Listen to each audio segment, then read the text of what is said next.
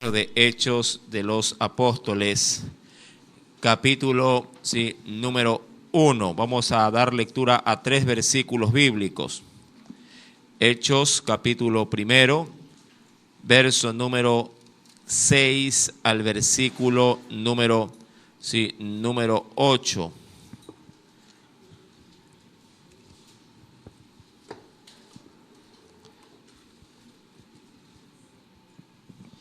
Aleluya, ¿lo tiene? Y leemos la palabra del Señor, lo hacemos en el nombre del Padre, del Hijo, y del Espíritu Santo. Hechos, capítulo 1, verso 6 al 8. Entonces, los que se habían reunido le preguntaron diciendo: Señor, ¿restaurarás el reino a Israel en este tiempo? Verso 7, léalo por favor.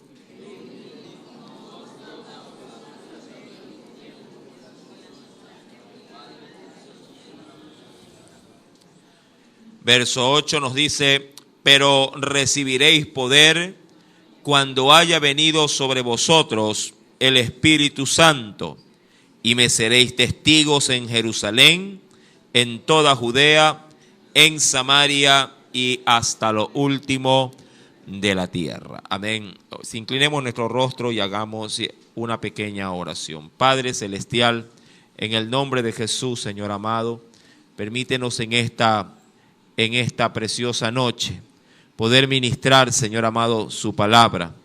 Que sea en este tiempo, mi Dios, conforme a la gracia y al amor que usted nos tiene, Señor amado, Padre, para que tu pueblo pueda recibir de ti la bendición que han venido a buscar. Suplicamos, Señor amado, Padre, que tus hijos puedan estar aquí, no solamente de cuerpo, sino también de espíritu, Padre, con sus pensamientos, Padre, con su corazón. Que todo aquello que pudiere estorbarles, que puede turbarles, que puede en algún momento distraer, quede atrás, Señor, por un momento, para que tu palabra pueda tener una total, Padre, atención, Señor, en esta preciosa hora. Te lo suplico, mi Dios, y te doy gracias nuevamente en el dulce nombre de Cristo Jesús, Señor amado. Padre, gracias nuevamente. Amén y amén. Bien, Hechos capítulo número 1, nos dice el Señor, versículo 6 al número 8. Entonces los que se habían reunido le preguntaron diciendo: Señor, ¿restaurarás el reino a Israel en este tiempo? Verso 7 dice: y les dijo: no os toca a vosotros saber los tiempos o las sazones que el Padre puso en su sola potestad. Ahora, para poder dar énfasis en esta noche, a esta porción bíblica, bueno, ante todo, hoy vamos a predicar por el tema pon atención, ¿sí? Así que eso va a ser el tema de esta noche, y creo que es muy válido cuando se trata de estar atentos a la palabra, ¿sí? Pon atención, así vamos a titular el tema de esta noche.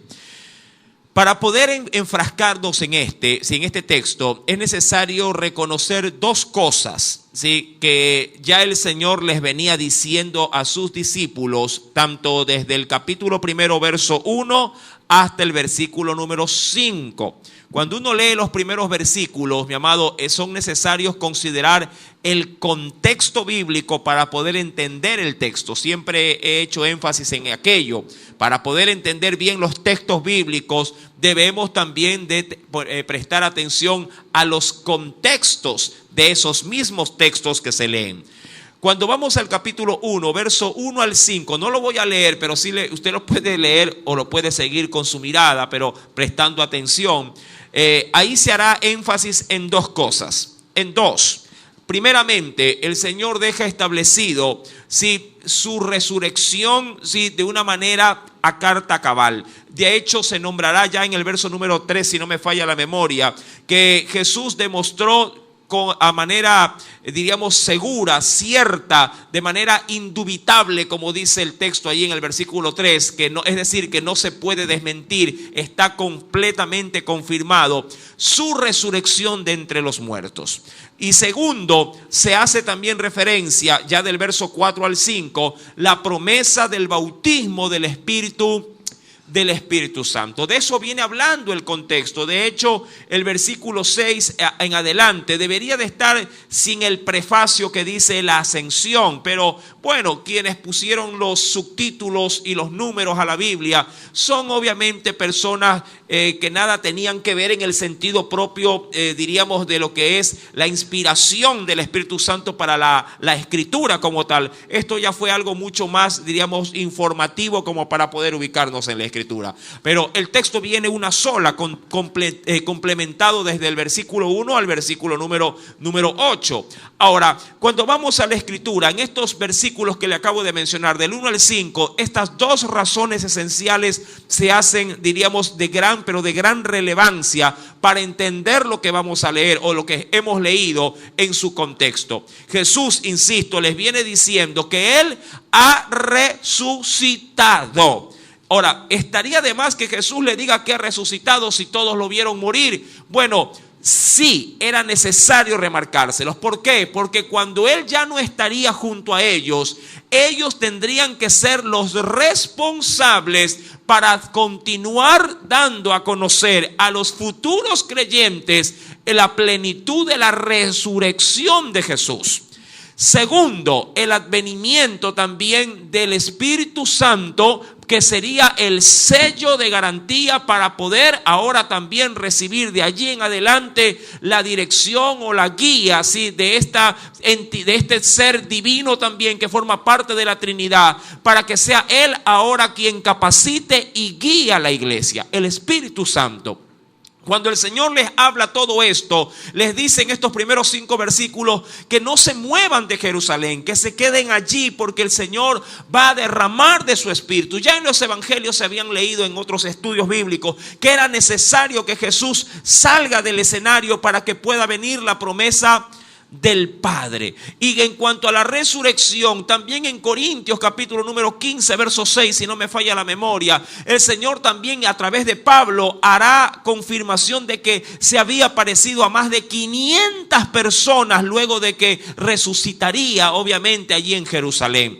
Esto de alguna forma era la base doctrinal. ¿Por qué? Porque Jesús, mi amado hermano, a diferencia de muchos otros líderes que profesan muchas religiones, ha sido el único que se ha levantado de la muerte. Mahoma está muerto, ¿sí? Gandhi también está muerto. ¿Me entiende? Hablando de los, diríamos así, de íconos referenciales, de hombres de paz o de hombres posiblemente de doctrinas. Sí, todos los hombres que se han levantado para poder formar algún tipo de tendencia religiosa, todos ellos están, sí, bajo tierra, están muertos. Solo Cristo vive. Amén. Y como vive Él, vive también su doctrina y permanece. Mi amado hermano, sí, creo que es menester dar la gloria al Señor con un aplauso.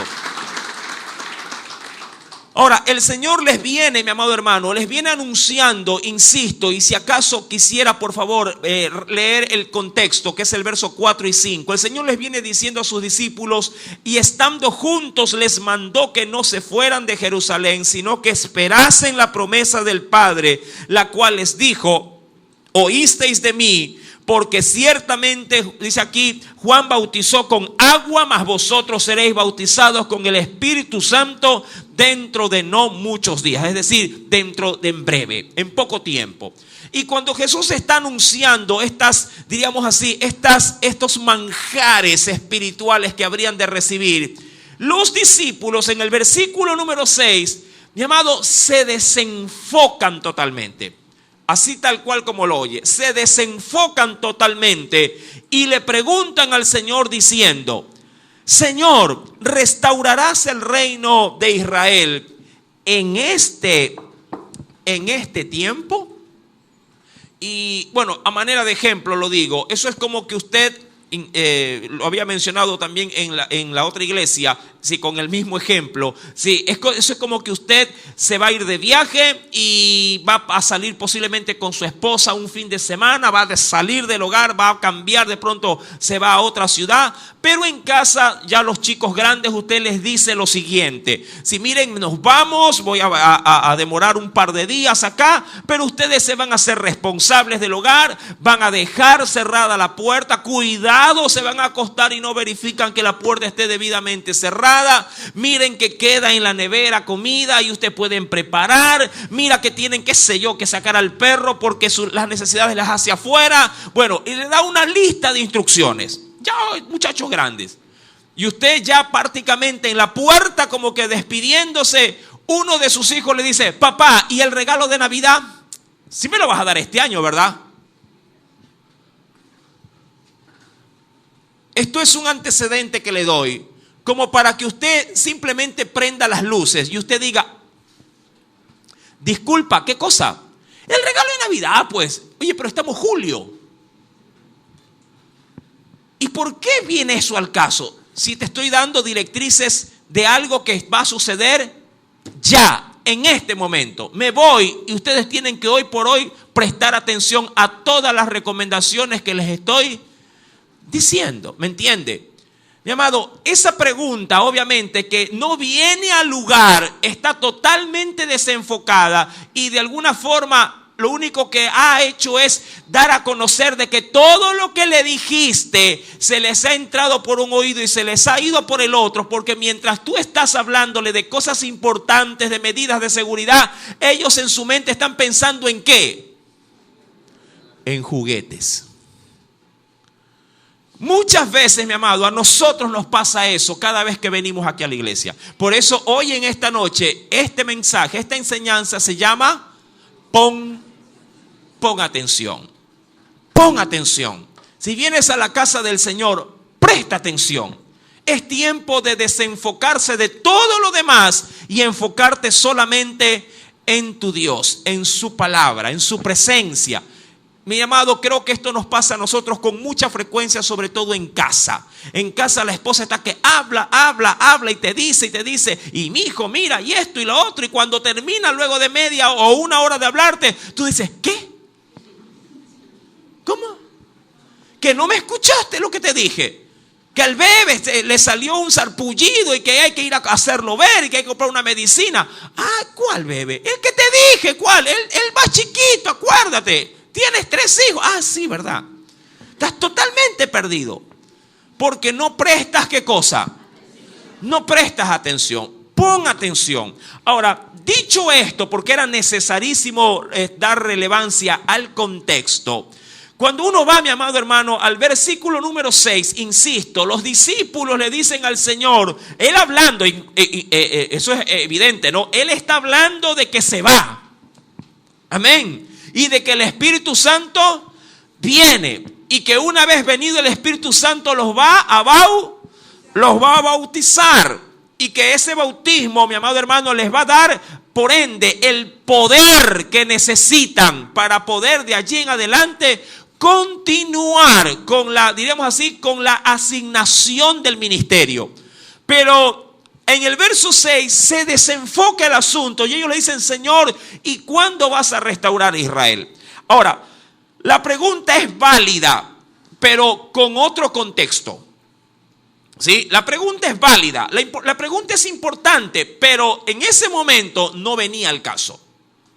Porque ellos primeramente estaban recibiendo instrucciones directas del Señor con respecto a su partida y obviamente a lo que habrían de hacer luego de que Él se vaya. Por eso es que Él le dice en el versículo número 4, no se vayan a ir de Jerusalén, tienen que quedarse allí todos juntos. Mire que el Espíritu Santo va a venir, los va a bautizar y de allí en adelante van a recibir ese poder que tanto les he prometido. Pero ellos le dicen, Señor, Israel, ¿cuándo será restaurada? ¿En qué tiempo? Aquí es donde yo quisiera ya, obviamente, escarbar un poquito más con respecto al texto. En el verso 6 les dice el Señor, ¿cuándo vas a restaurar a Israel? Insisto, la pregunta es válida, sí, pero no aquí. Porque el Señor les viene hablando de otra cosa. Ahora, si me concentro en la pregunta de ellos, el Señor es cortante a su respuesta. Ahora, esto yo ya lo he predicado hablando no de ese texto como tal, sino de la palabrita tiempo. Eso yo ya lo he mencionado en otras enseñanzas y lo voy a topar muy someramente, pero ponga atención. Dice el verso 6, entonces los que se habían reunido le preguntaron, Señor, ¿restaurarás el reino de Israel en este Cronos? Y eso ya lo he explicado, por eso lo doy directo. ¿Restaurarás al reino de Israel en este Cronos, que significa en español tiempo, pero tiempo terrenal? Sí, mira, el tiempo nos domina. El tiempo nos domina. Pareciera mentira, pero el tiempo, mi amado, se ha hecho en tu ritmo de vida, se ha hecho tu dueño. Todo lo haces en función del tiempo. ¿Cuántos hoy día vinieron apuraditos porque se hacía tarde para el culto? ¿Verdad? El tiempo, miraron el reloj, ay, es tarde, y que no salen del baño, ay, no han visto la blusa, no han visto un zapato, no han visto esto, no han visto lo otro. ¿Cuántos vinieron así hoy? Por el tiempo, ¿verdad? La gente, mi amado, se mueve en función del tiempo. Y el tiempo penosamente se ha hecho nuestro enemigo. Porque el tiempo no perdona, el tiempo sigue, transcurre y usted se ha parametrizado con el tiempo. Ahora, ellos preguntan esto, insisto, no venía al caso, pero lo preguntaron y el Señor tampoco no los iba a dejar, digamos, en el aire con la respuesta, pero sí lo hizo. Ya lo vamos a ver. Ellos le preguntan, Señor, tú ya te vas, posiblemente quisiera verlo de esta forma, ¿y Israel cómo queda parado en todo esto? Porque ellos pensaban que Israel tendría que ser liberado. Sí, porque ellos pensaban que Dios había prometido un libertador para la nación, pero un libertador terrenal. Pero el Señor, al igual que Juan el Bautista que venía predicando, anunciaban de una liberación no necesariamente terrenal, sino de una liberación espiritual del pueblo. Porque de nada serviría ser libres de Roma, pero esclavos del pecado. ¿Me explico? De nada hubiese servido que el Señor los hubiera libertado del yugo de Roma si ellos seguían estando bajo el yugo y la esclavitud de su pecado, de sus concupiscencias. Y el Señor vino por eso a proclamar: el reino de los cielos se ha acercado. Y ellos pensaron que ese reino vendría también, entre otras cosas, a liberarlos de la opresión romana. Mire que ellos esperaban a un libertador desde Roma, desde el imperio asirio, desde el imperio sirio, desde el imperio de Nabucodonosor o de los babilonios. Esperaron ese libertador allá en Egipto, en todas las naciones esperaron el libertador. Pero penosamente el pueblo siempre fue esclavo. ¿Pero por qué la esclavitud? ¿De dónde se originaba la esclavitud de Israel? Primero eran esclavos de su pecado y Dios, como paga, los esclavizaba con otras naciones. ¿Sí? Básicamente en ese círculo, en ese sinfín, en ese carrusel, Israel prácticamente vivió todos esos siglos. El Señor se iba y ellos seguían siendo esclavos de Roma. Ahora bien, en la Escritura ellos le dicen: Señor, ¿cuándo, en qué cronos vas a liberar a Israel? Porque eso significa en el griego el término tiempo. Y el Señor les responde en el versículo número 7 y les dijo: no os toca a vosotros saber los kairos. No le dice los cronos. En el griego esa palabra allí en el versículo número 7 es: no les toca a ustedes saber los kairos o las sazones que el Padre puso en su sola potestad. Kairos, a diferencia de cronos, en el español se oirá lo mismo y se escribirá lo mismo, que es el término que usted lo ha leído, que es tiempo. Pero en el griego se lo nombrará de manera, o se lo leerá de manera distinta, y se lo denominará kairos, que es el tiempo, pero no bajo el estándar humano, sino el tiempo bajo la dispensación, bajo el periodo que Dios establece para sí. Sí, para Él en ese periodo, sí, hacer o deshacer lo que Él según estime conveniente. Dios no se mueve por el cronos de los hombres. te digo esto sencillamente, sí, obviamente por textos bíblicos que vamos a ver como referencia. Ven conmigo al Antiguo Testamento, por favor. Sí, en el Antiguo Testamento nos dice el Señor, en el Nuevo Testamento, en la segunda carta del apóstol Pedro, sí, capítulo número 3, veamos esta primera referencia que nos dice el Señor allí. El Señor, mi amado, no se maneja, sí, como nos manejamos nosotros. Usted es esclavo del tiempo. Dios es Señor del tiempo. Amén. Él creó el tiempo y el tiempo siempre, diríamos, se allana a su favor, al favor de Dios. Dice aquí, verso número 8, segunda carta del apóstol San Pedro, capítulo 3, verso número 8. Usted conoce el texto, pero hay que leerlo, sí, de manera completa en el versículo. Dice, mas, oh amados, no ignoréis esto. Amén. Que para con el Señor, ¿qué nos dice el Señor? Un día para Él, en su kairos. Sí, en el cronos del hombre estamos fregados, pero en el kairos de Dios, en el tiempo de Dios, un día es como 1000 años. Y 1000 años para el Señor es como que si fuese, ¿qué cosa? Para un día. Para nosotros no, para nosotros 1000 años son 1000 años y podríamos bien decir, 1000 años me muero y no lo veo. Pero para Dios, el tiempo del hombre, mi amado hermano, para su kairos es como un día. De allí que el Señor y en los Salmos nos dice que la vida del hombre es como la flor de un día. Que hoy está hermoso, está lleno de salud, lleno de vigor, tus fuerzas están en Él y el día de mañana usted lo ve. Uy, pero qué avejantado que se lo ve. Uy, no estaba así el otro día cuando lo vi. Yo he visto a muchos hermanos en la fe, robustos, llenos de vida, cuando salimos caminando, posiblemente nos lo topamos por algún centro comercial o por la calle, y a uno a veces cuando se ve así y se ve lleno de vida, dice, uy, ese te ve bien. ¿Quién de ustedes no ha dicho esta expresión o no le han dicho esta expresión? Oye, estás bien, ¿ah? O publican fotos en el Facebook y dicen, uy, estás hermoso o estás hermosa, qué linda que se te ve. Mi amado, a mí me ha tocado visitar a esas mismas personas que de pronto, sí, al verlos a los tiempos, los he visto muy bien. Luego me ha tocado visitarlos, mi amado hermano, de manera lánguida y esquelética, están en agonía, mi amado, y no son ni la sombra de lo que eran. Yo digo, wow, pero si hace 6 meses te vi lleno de vida, ¿qué te pasó, amigo? ¿O qué te pasó, hermano? Hermano, me salió un cáncer fulminante.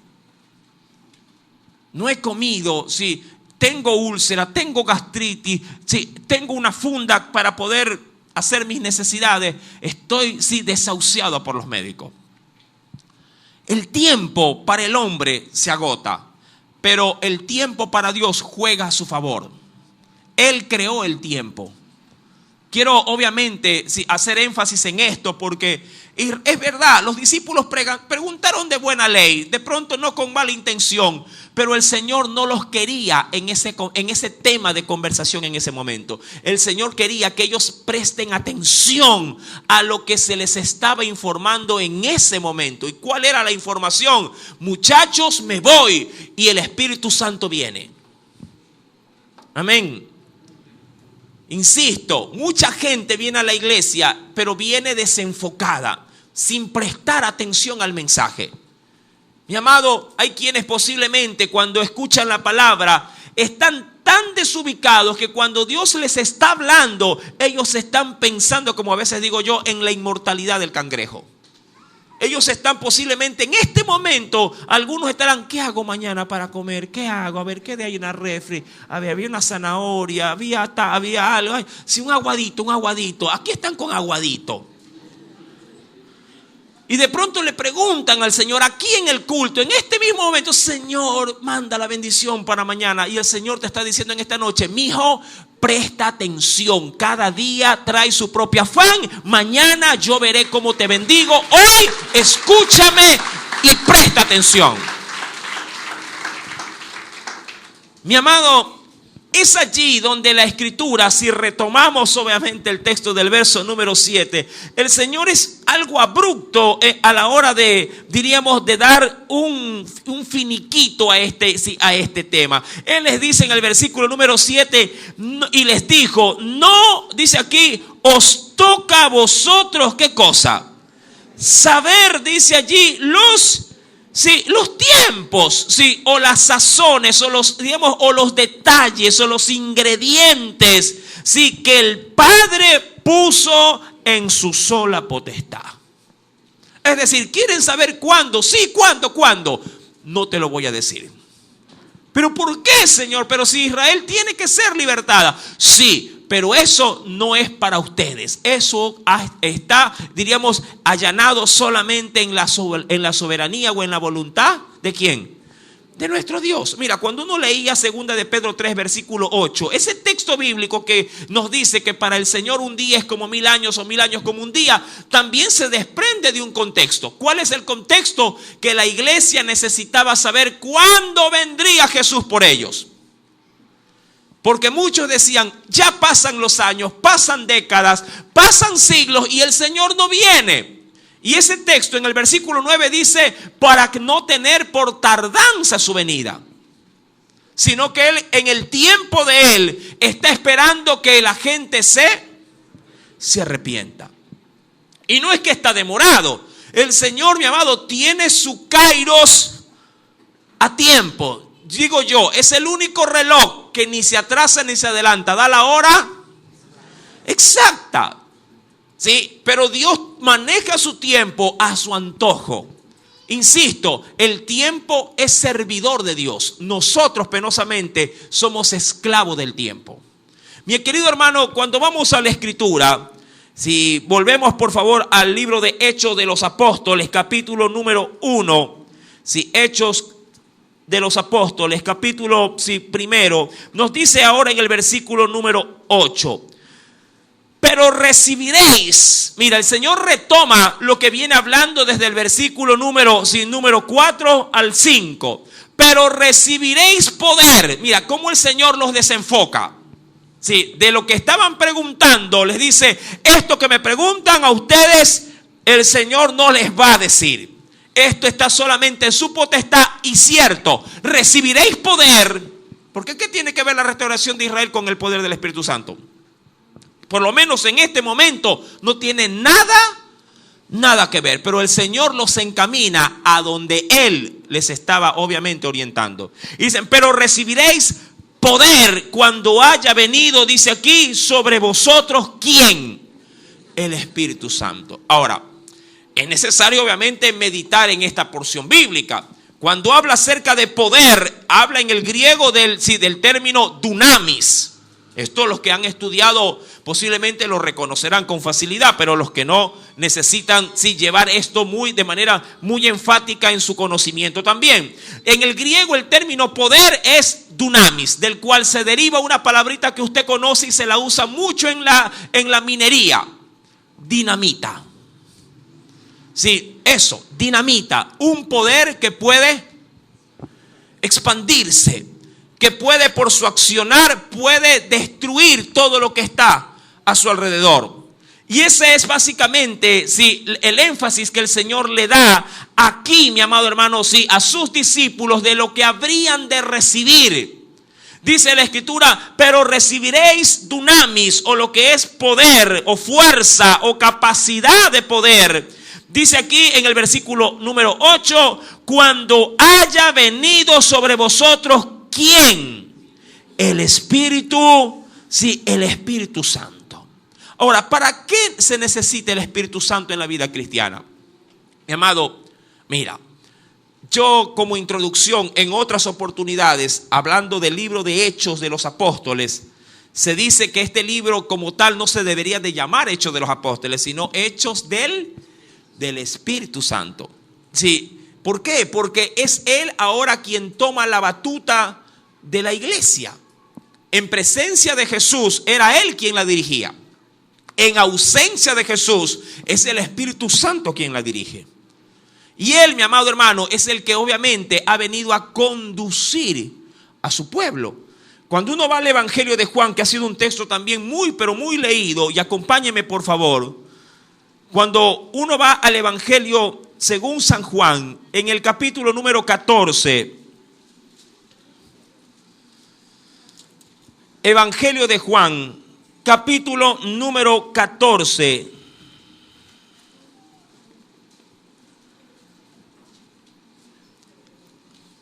Evangelio según San Juan, capítulo número 14, dice el versículo número 18. ¿Lo tiene? Verso número 18. Dice de primera mano lo siguiente: no os dejaré huérfanos, vendré a vosotros. Ahí hay una promesa de parte del Señor.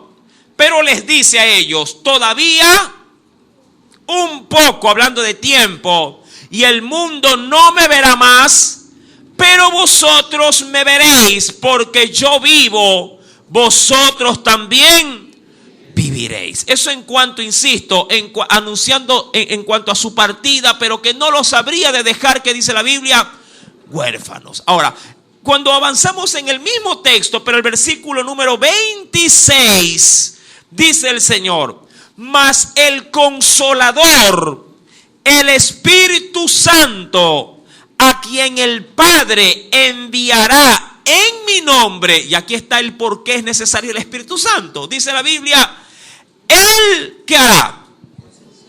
Él os enseñará todas las cosas y os recordará todo lo que yo os he dicho. Mi amado, el Espíritu Santo, mi amado, viene a nosotros, ¿para qué? Viene obviamente, como se lo decía, como un poder explosivo.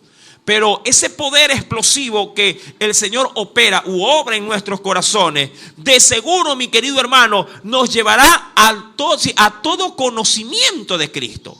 De hecho, es por medio del Espíritu Santo que podemos discernir apropiadamente las Sagradas Escrituras. De lo contrario, sacaríamos de contexto la Biblia o haríamos decirle a la Escritura algo que la Biblia no quiere transmitir. Pero el Espíritu Santo es el que viene a clarificar las enseñanzas de Jesús. Mi querido hermano, y usted creo que lo reconoce por la Escritura en otros estudios, viene, si al día sobre nosotros hay un puesto por el cual solamente Cristo es quitado. Cristo nos quita el velo, hablando del pecado que teníamos, que no nos deja ver con claridad la Escritura. Pero el Espíritu Santo viene a enseñar la Escritura. Él viene a adoctrinarnos. Él viene cada día a capacitarnos como los hijos de Dios que somos. Mi amado, recibir el poder del Espíritu Santo es evidente que es más que necesario para emprender la obra que el Señor nos ha encomendado, la cual es de ir y predicar el Evangelio a toda criatura. Nosotros predicamos la palabra, anunciamos lo que el Espíritu Santo nos revela, pero la acción del Espíritu Santo mientras nosotros predicamos es la de redarguir al hombre de justicia, de juicio y de pecado. Nosotros podríamos predicar todos los días y nadie se convertiría a Cristo si el Espíritu Santo no estuviera. Pero como está, toca la vida, la redarguye, lo trae gimiendo y llorando y dice: Señor, yo estoy aquí arrepentido porque he sentido que tú me has hablado. Y se entregan a Cristo. Esa obra no es del predicador, no es de que si se predica o no se predica bien. Esa obra la hace el Espíritu Santo. Mi amado hermano, cuando retomamos entonces el libro de Hechos de los Apóstoles, capítulo número 1, verso número, como lo hemos leído, versículo número 6 al número 8, el Señor primeramente los aterriza y les dice: señores, ustedes están básicamente muy, pero muy, en este caso desatinados. Ustedes están pensando en otras cosas mientras yo les estoy hablando de algo sumamente importante. Ustedes necesitarán el Espíritu Santo para poder continuar la obra que yo inicié en ustedes. En el versículo, insisto, número 8 nos dice: pero recibiréis poder cuando haya venido sobre vosotros el Espíritu Santo. Y luego dice la Biblia: me seréis, ¿qué cosa? Testigos. Ahora, bueno, yo creo que no es que está mal dicho, pero nosotros deberíamos de ser testigos de Cristo o testigos de Jehová. La verdad es esa. Dicho bajo el estricto parámetro de la Escritura. Claro que sí. Porque un testigo testifica, pero en nosotros deberíamos de, amado hermano, de dar testimonio, obviamente, de la labor y la obra que el Espíritu Santo sigue haciendo en la actualidad por el hombre. Claro, dándole a conocer la Escritura, dándole a conocer, sí, en este caso, sí, las promesas de Dios, pero también las sentencias de Dios para el que no se arrepiente. Pero, insisto, no es que sea por nombre o etiqueta. A mí me da igual cómo me llamen. Si me llaman hermanito, si me dicen loquito, si me dicen testigo, si me dicen pastor o hermano. Eso no interesa. Lo único que interesa es que de nuestro corazón debe de fluir el evangelio de la verdad. Porque la verdad os hará libres, ha dicho el Señor Jesús. El resto, la verdad, es pura etiqueta. Cuando vamos a la Escritura, mi querido hermano, sí, en el griego, ¿sabía usted que el término testigo se lo podría entender con la siguiente declaración que se llama martus? Sí, martus. En el griego, testigo significa, martus. Y el martus era la persona que corroboraba o que podía ratificar lo que él mismo había visto u oído o sabido de cualquier otra manera las cosas que habían acontecido. El término testigo significa martus, se lo lee martus en el griego, pero martus significa el que corrobora, el que puede ratificar lo que él mismo ha visto u oído o sabido de cualquier otra fuente, sí, pero acerca de aquello que él, sí, en este caso, él tiene en su corazón. Nosotros, mi amado, somos testigos fieles del poder de Dios. Claro, cuando usted le habla a alguien, por ejemplo, de los dones del Espíritu Santo, lo habla no por conceptualización bíblica, no por lectura, sino por experimentación más el conocimiento. Y claro, hablar de algo por conocimiento puro, en este caso, sin la experimentación de aquello, eso será simplemente un concepto más que puede ser cuestión de debate. Allá afuera, que alguien le diga, a ver, que Dios sigue hablando o manifestando su voluntad a través de una profecía bíblica, o sea, no le parecieran afuera que esto fuera algo real. Que se puede sanar a alguien poniendo las manos sobre él para que éste pueda recibir sanidad. Eso es una locura para los que obviamente sí tienden a la Biblia como un libro más. Pero para el que ha experimentado esto, mi amado hermano, la cosa cambia. Para el que realmente sabe lo que es el evangelio y el poder que tiene el evangelio, la Biblia dice que el evangelio es poder de Dios para salvación. Parece algo absurdo bajo la óptica humana que alguien se pueda salvar simplemente ¿por qué? Porque escuchó el evangelio, el cual decía que si se arrepiente y entrega su vida a Cristo, Él lo perdonaría de todos sus pecados. Allá afuera es evidente que si alguien le dice estás perdonado, le va a decir ¿cómo? Pero si él violó, si él mató, si él asesinó, si él de pronto robó o estafó, ¿cómo lo van a perdonar? Eso no tiene perdón de Dios, dice el hombre, ¿verdad? Y puede ser que el hombre no perdone, pero si ese hombre se humilla delante de Dios, la Biblia dice que un corazón contrito y humillado Dios no lo desprecia. Y de esa forma lo salva. Ahora, cuando el Señor le dice a la iglesia, recibiréis poder cuando haya venido sobre vosotros y el Espíritu Santo, era para que ellos sean, ¿qué cosa? Testigos, martus. Para que ellos con su testimonio corroboren, ratifiquen lo que han visto y lo que han oído. o de lo cual se han enterado. Ahora, ¿de qué ellos se habían enterado de manera, pero así, instantánea, diríamos en ese momento? Se habían enterado de que Jesús estaba, ¿qué cosa? Vivo. Había resucitado.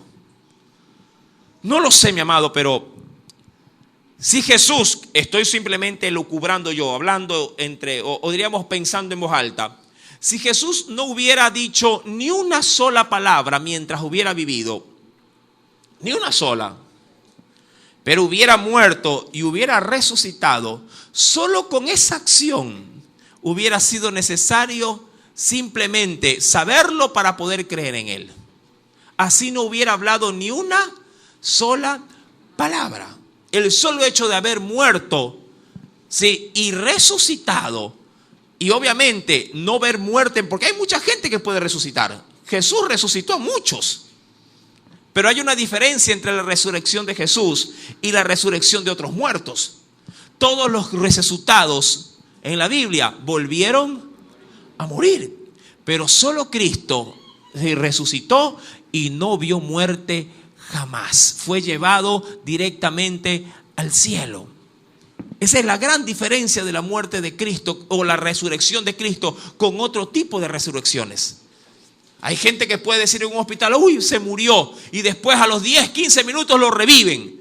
Ay, que vi una luz al fondo que me iba. Hay otros que ven un túnel, un hueco. Ay, no, yo me quería regresar. No importa, pero ese tipo de experiencias o de resurrecciones cuando vuelven, mi amado, a la larga volverán otra vez al sepulcro. Pero solo Cristo venció la muerte, resucitó, mi amado, y nunca más volvió a enseñorearse la muerte de Él. Más bien, Él llevó cautiva la muerte y nos dio por medio de su resurrección la vida eterna. Amén.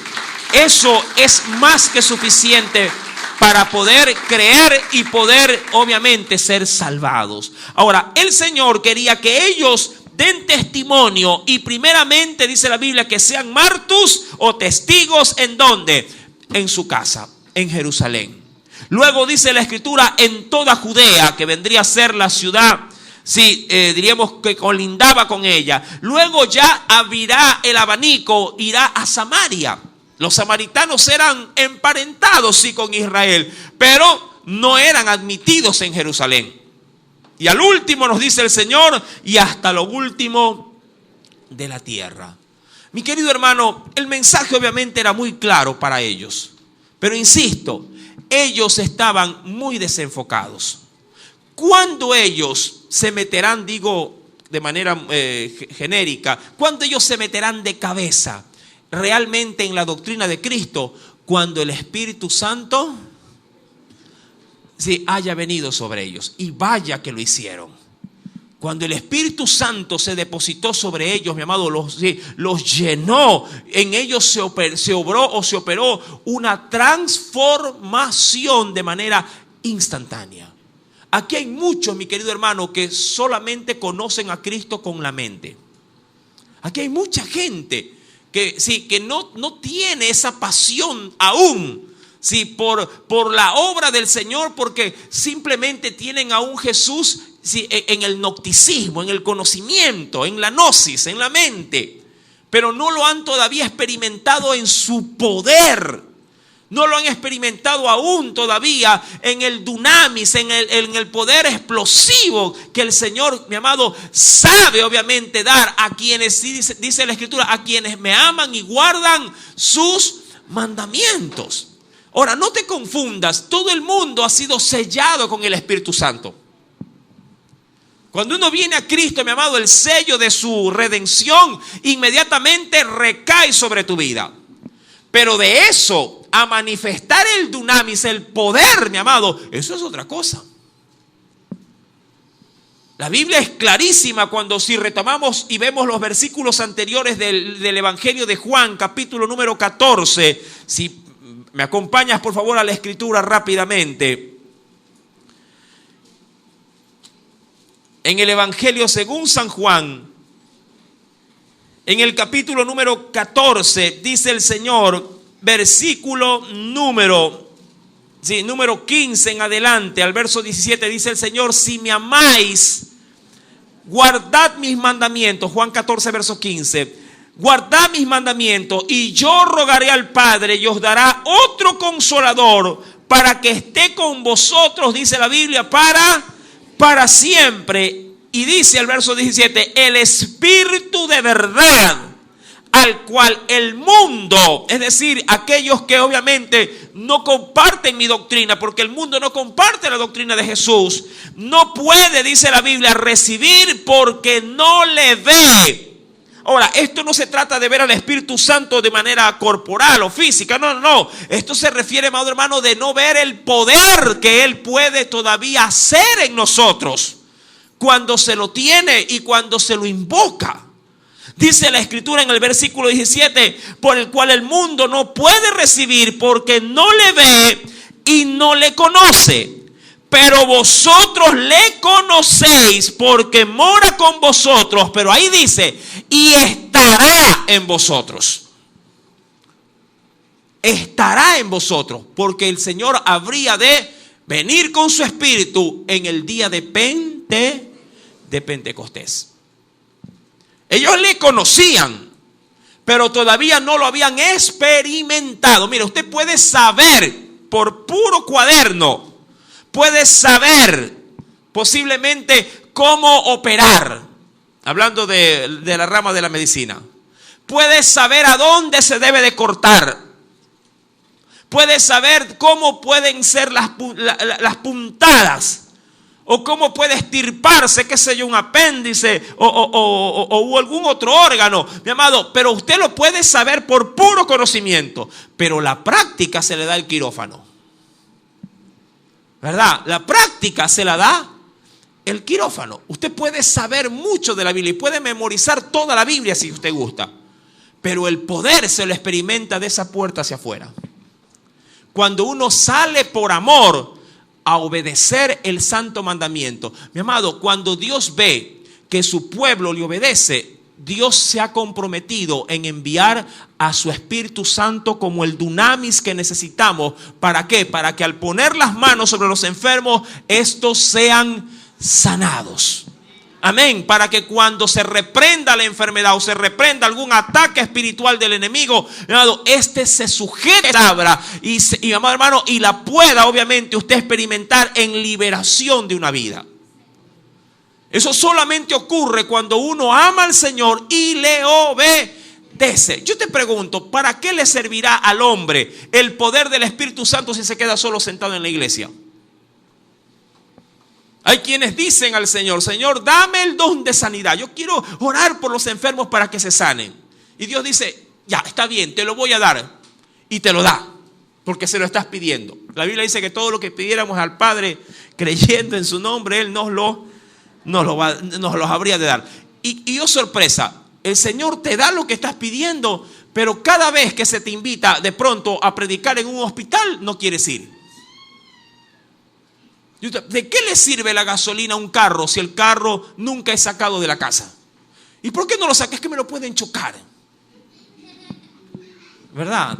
Causa risa, por supuesto. Digo, pero si para eso se lo compró. No, imagínate comprar un televisor, pero tenerlo siempre con un forro. ¿Y cuándo lo voy a prender? No, es que una variación de voltaje me lo puede dañar. Pero si ese temor tuviéramos todo en todas las cosas, siempre las cosas nunca se la usarían. Usted no es de aquellas personas que de pronto le regalan algo, ollas, platos, y los tienen cartonado y alzado allí. Y que cada vez que sabe que tiene que sacar un plato, dice, no, mejor compremos un plato de plástico. Y yo le pregunto algo, si usted todo lo va a tener encartonado, ¿para qué compró los platos? Si lo maravilloso es, mi amado hermano, disfrutar la bendición que Dios nos dio, en este caso, comprando platos. Si compro platos nuevos, comeré con platos nuevos. No hay mayor deleite, hermano, que servir al Cristo manifestando los dones del Espíritu Santo. Los discípulos, insisto, estaban desenfocados en ese momento. Ellos pensaban todavía, ¿cuándo nos van a liberar de Roma? Y el Señor hablándoles, no, yo no quiero que ahorita me pregunten de los romanos o de la cautividad o de la liberación de ustedes. Yo quiero que hoy se enfoquen y presten atención a que el Espíritu Santo va a venir sobre ustedes y ustedes van a experimentar el poder del Evangelio. Amén. ¿Cuántas veces Dios en un culto te está hablando y te está diciendo, voy a hacer esto contigo, voy a usarte de esta forma, o yo te he llamado para esta tarea específica, y tú cada día que vienes al culto todavía estás siempre en cada culto diciendo, Señor, ¿y cuándo salvas a mi marido? Señor, ¿y cuándo sanas a mi suegra? Mi amado, yo no digo que el Señor no tenga preocupación de estas cosas de nosotros. Pero yo creo, mi amado hermano, que el Señor todas las cosas que tú y yo necesitamos nos la da por añadidura. Yo cuando vengo, mi amado hermano, a Él, vengo a servirle, a decir, Señor, aquí estoy. Yo sé que mi familia de pronto todavía no es salva. Yo sé que todavía no hay empleo para el hermano, pero yo estoy aquí sirviéndote. Yo hago lo que tengo que hacer y Dios hace también lo que Él sabe hacer con nosotros. ¿Y sabes lo que el Señor sabe hacer por nosotros? La Biblia dice que Él tiene pensamientos de bien y no de mal para nosotros, para darnos el fin que nosotros estamos esperando. Amados, cuando vamos para terminar, acompáñeme por favor, porque es necesario considerar algo muy, pero muy especial. Cuando uno va, por ejemplo, al Evangelio de Juan, capítulo 1, en el capítulo 1,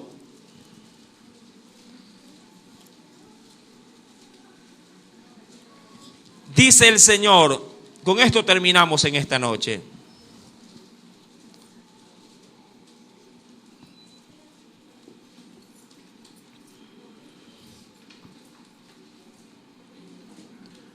¿Lo tiene?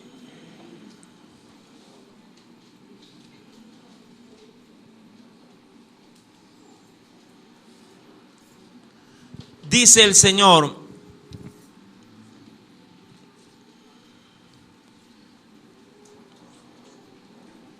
déjeme ubicar el texto.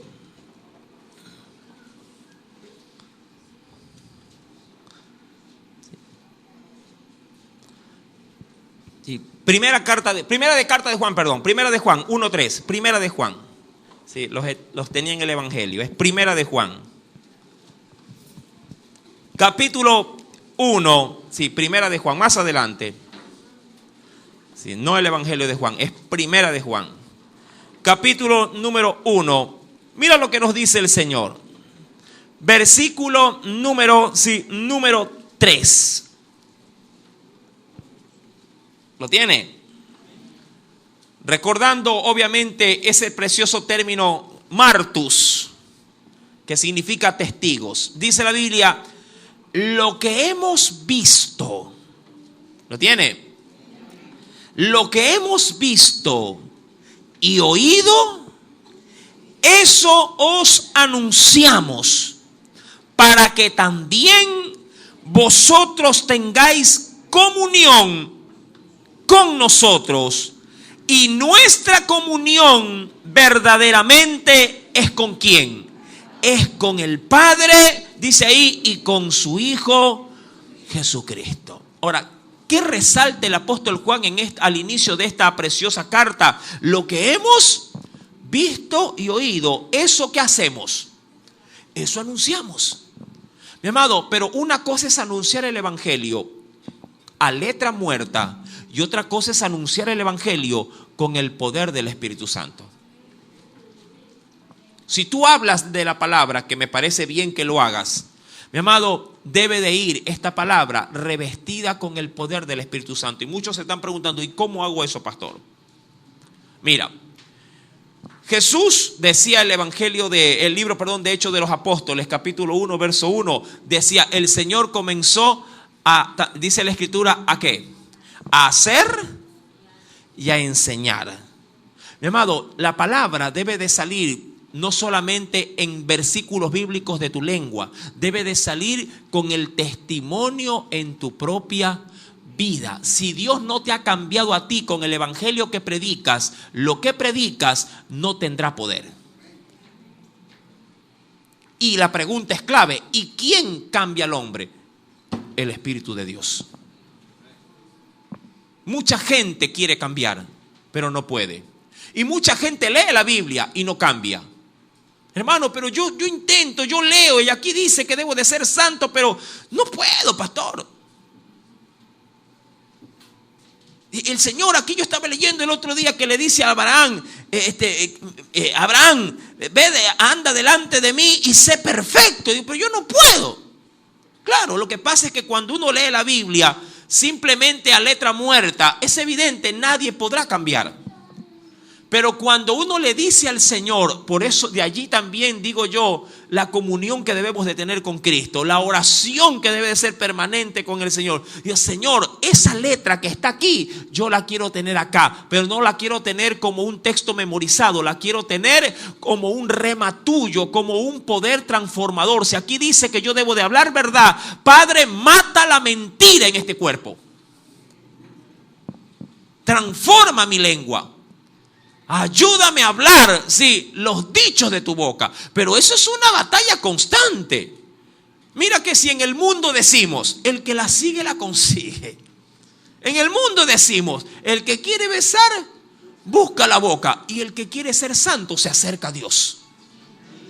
Amén. El que quiere ser santo, mi amado hermano, doblega su voluntad a Cristo. Y el Señor, al ver, mi amado hermano, nuestra intención del corazón, mi amado, Él con su espíritu hace, mi amado, en nosotros la obra de la transformación, o lo que se conoce en la Biblia como el nuevo nacimiento. Eso es la obra del Espíritu Santo. Y cuando usted predique el evangelio con su vida transformada, mi amado, el evangelio está saliendo con poder.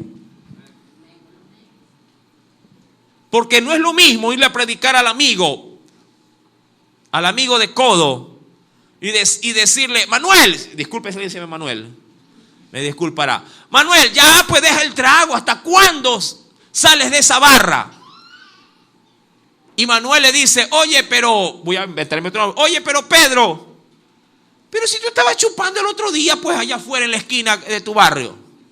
Bueno, pero eso fue un traguito nomás, pero yo voy a la iglesia.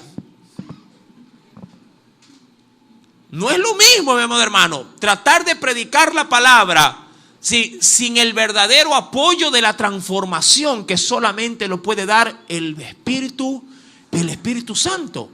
Pero si se acerca Pedro y le dice a Manuel, Manuel, deja el trago, y Pedro está cambiado, transformado, ya no huele a alcohol, ahora huele, digo yo, a la fragancia del Espíritu Santo, está que por los poros se le sale el Señor. Manuel va a decir, oye, tú sí que has cambiado, no eres el mismo, no te reconozco. Antes tú eras el que abrías la cantina y ahora tú vienes a predicar en la cantina para rescatar a hombres para el Señor al cual tú sirves. Yo quiero saber cómo lo hiciste, y allí tú con poder lo llevas a los pies de Cristo. Le dices, así salí del vicio para la gloria de Dios. No es lo mismo. Amados hermanos, cuando vengas no solamente al servicio de la obra, o de un culto, cuando vengas a la presencia de Dios, aún hasta para orar, presta atención. Porque Dios puede susurrarte algo al corazón. Y si tú estás de pronto distraído o estás pensando en cosas que no vienen al caso, dejarás pasar muchas bendiciones para tu vida. Mi querido hermano, pon atención a los mandamientos de Dios. Pon atención, mi amado hermano, al consejo que Dios te da cada día. Si el Señor te está diciendo, cambia, hijo, porque yo quiero hacer contigo cosas grandes, mi amado, cambia. Tú dirás, no puedo. Sí puedes. Deja que el Señor obre en tu vida. Él te va a ayudar. Por eso en la Biblia nos dice que no nos habría de dejar huérfanos. Él puede, mi amado hermano, hacer en ti lo que tú posiblemente digas que no puedes. Es que este mal carácter, este mal genio que tengo, Dios, mi amado, Él sabe de qué pata cojeas. Pero a diferencia de otros, Él sabe arreglar esa pata. Amén. Porque si tú le preguntas a los tuyos, dice, este ya no endereza, este es torcido. Esta es la oveja negra, y Dios puede hacer que aún la ovejita negra camine por la senda derecha si solamente se abandona en las manos de su amado Espíritu Santo. Amén. Hasta ahí la enseñanza en esta noche. Inclinemos nuestro rostro y oremos. Padre, en el nombre de Jesús, te agradecemos infinitamente por las misericordias concedidas. Tus